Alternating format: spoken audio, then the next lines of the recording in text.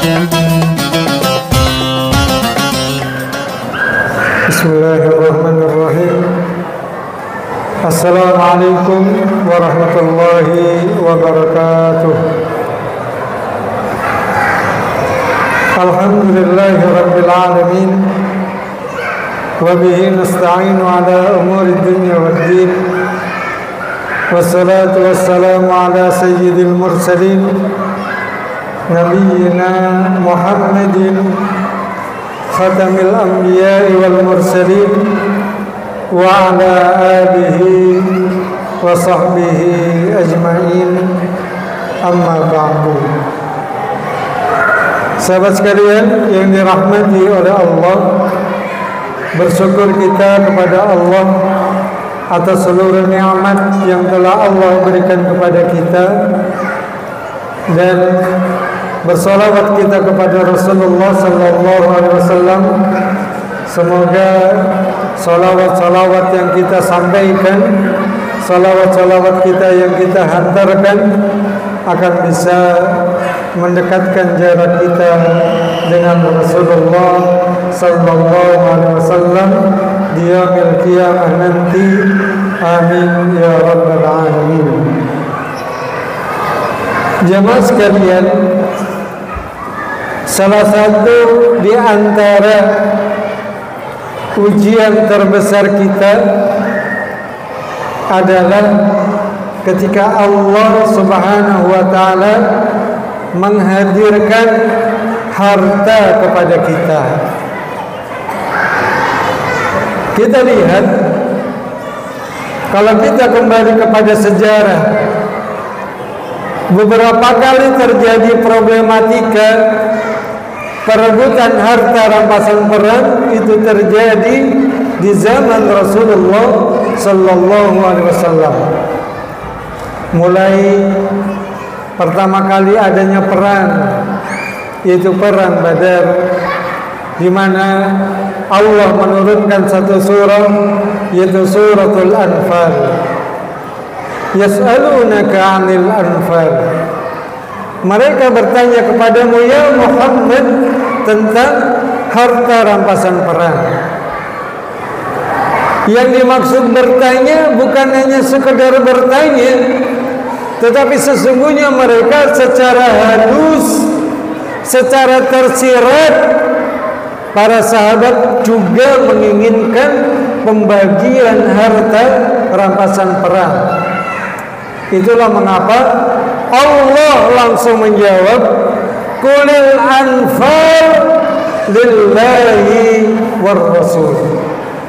Katakanlah ya Muhammad, al-anfal, harta rampasan perang itu adalah lillah, hak prerogatif Allah war rasul dan Rasulullah sallallahu alaihi wasallam.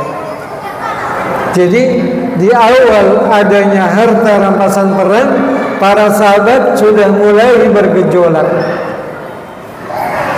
dan ternyata tidak berhenti.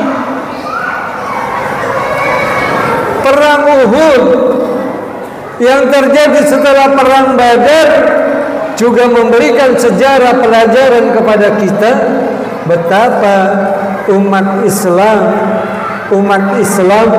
yang hampir saja memenangkan perang Uhud harus terkalahkan karena ketidakdisiplinan pasukan memanah yang berebut harta rampasan perang. Dan perang terakhir yang diikuti oleh Rasulullah sallallahu alaihi wasallam pasca Fathu Mekah, pasca pembebasan kota Mekah, di mana kita tahu jamaah sekalian yang dirahmati oleh Allah, pasukan umat Islam ketika membebaskan kota Mekah itu berjumlah sekitar 10.000, dan mereka mampu membebaskan kota Mekah tanpa perlawanan. Kita tahu di mana Rasulullah sallallahu alaihi wasallam mengatakan, barang siapa yang masuk ke masjidku rumahnya Allah, faqad amina, dia akan aman. Barang siapa yang masuk ke rumahnya Abu Sufyan, dia juga aman, dijamin keamanannya oleh Rasulullah sallallahu alaihi wasallam. Selesai Fathu Mekah, selesai pembebasan kota Mekah, di mana Rasulullah memberikan kesempatan para sahabat untuk istirahat 3 hari. Maka sebelum Rasulullah pulang ke Madinah, Rasulullah kemudian ingin menaklukkan satu suku, ingin menaklukkan satu kota yang bernama Hunain. Orang-orang Mekah yang sebagian menjadi mu'allaf, mereka tertarik betul untuk ikut berjihad. Mereka mengatakan kepada Rasulullah, "Ya Rasulullah, selama ini kami berperang melawan kebatilan. Selama ini kami berperang membela kebatilan, melawan kebenaran. Maka izinkan kami untuk ikut berjihad bersamamu ya Rasulullah." Maka diizinkanlah orang-orang Mekah yang baru masuk Islam, dan subhanallah yang ikut berangkat jumlahnya jauh lebih banyak, sekitar 12.000 pasukan. Tapi di sisi lain jemaah sekalian yang dirahmati oleh Allah, Hunain walaupun kotanya kecil, tapi dia kota metropolitan. Orang-orangnya kaya, borjuis, miliarder, sehingga setelah selesai peperangan Hunain, umat Islam mendapatkan harta rampasan perang yang begitu banyak. Selesai peperangan, maka sebagaimana kaidah orang-orang yang mu'allaf berhak mendapatkan zakat, maka Rasulullah sallallahu alaihi wasallam pun ketika membagi harta rampasan perang, porsi terbesar Rasulullah berikan kepada para sahabatnya dari kota Mekah yang baru masuk Islam. Dan inilah yang terjadi. Namanya pembagian selalu memunculkan ketidakpuasan. Namanya pembagian selalu memunculkan ujian persaudaraan. Orang-orang Madinah melihat orang-orang Mekah mendapatkan porsi lebih besar, mulai itu fitrahnya cinta kepada harta juga muncul. Mereka kemudian mulai berbisik-bisik, menyebarkan isu, wah, Muhammad sudah lupa dengan kita. Muhammad lebih mencintai kampung halamannya. Muhammad lebih mencintai suku dan bangsanya. Dan rumor itu terdengar sampai Rasulullah sallallahu alaihi wasallam. Dan kemudian Rasulullah mengumpulkan seluruh sahabatnya. Coba kita lihat, coba kita perhatikan apa yang disampaikan oleh Rasulullah. Anda mau pilih yang mana? Anda pulang membawa harta rampasan perang, atau Anda pulang bersama saya? Subhanallah. Sahabat Ansar dibegitukan langsung meneteskan air mata. Mengapa? Karena meninggalkan tanah air itu juga butuh pengorbanan yang luar biasa. Para sahabat wabil khusus Rasulullah yang mulia juga cinta Mekah, cinta tanah airnya, cinta kampung halamannya. Hal itu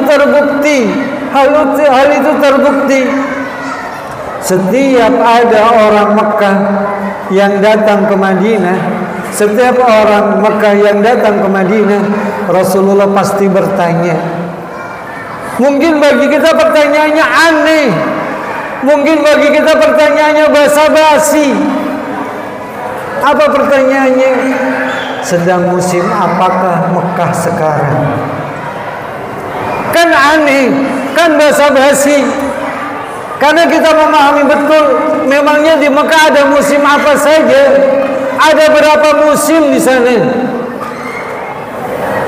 Tapi itu keluar dari mulut mulia Rasulullah, bibir mulia Rasulullah, karena memang kecintaan Rasulullah kepada Makkatul Mukarramah, karena kerinduan Rasulullah kepada Makkatul Mukarramah, karena memang kita menyadari betul, memahami betul, cinta tanah air, cinta kampung halaman merupakan bagian dari fitrah. Nggak usah jauh-jauh kita sebenarnya. Kita yang orang rantau, ya saya lah contoh. Ketika saya asli Cirebon merantau ke Jakarta gitu, lihat ada mobil letternya E, itu langsung kayak saudara tuh.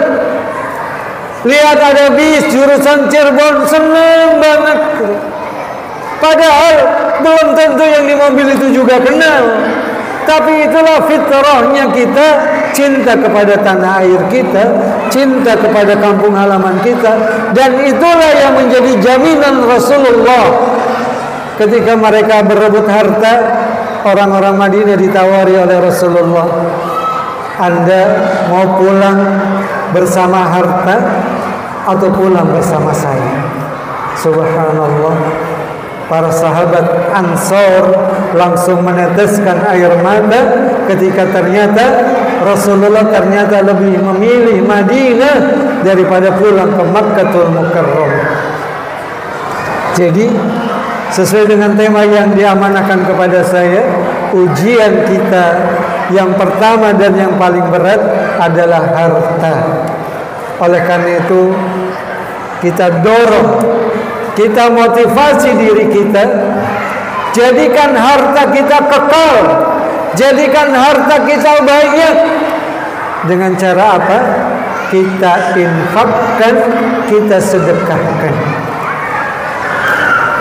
Harta kita yang tadinya fana, yang tadinya akan habis, dia akan menjadi kekal kalau kita infakkan, karena dia akan menjadi saksi di yaumil qiyamah.